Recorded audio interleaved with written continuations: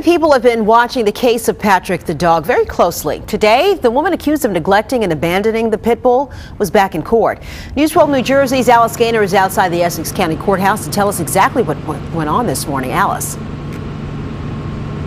Good afternoon. It was a very brief appearance, and actually Keisha Curtis had some trouble getting inside the courtroom. The judge asked everyone to show ID, and she did not have any on her, but she was eventually allowed inside. Her attorney was asking the judge for more time for the case, which they were granted that.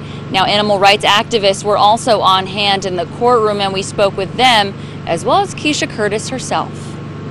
It was a rather uneventful court appearance, with Keisha Curtis facing a judge again as her public defender asked for more time. A new court date of July 31st was set, and afterwards we caught up with a 28-year-old who says she's still very much hated everywhere she goes. Facebook threads, a whole bunch of, like, if I'm walking down the street, the harassment, people throwing things at me. It's a case that sparked outrage nationwide and beyond. Curtis, who's facing animal cruelty charges, is accused of putting her pit bull into a garbage bag and then tossing him down a garbage chute. He was found emaciated and near death. But Curtis has maintained that she isn't the one who did that, saying she only left him in her hallway for the security guard to take off her hands. If I'm going to accept the punishment to correct myself, I would rather accept the punishment for leaving him in the hallway. But as far as torturing him and starving him, that's totally not what I did. Animal rights activists have faithfully been coming to her court appearances. Most of these women came from Westchester, New York. They say they don't buy Keisha's explanation. We're just going to keep coming back until we see her hopefully go to prison.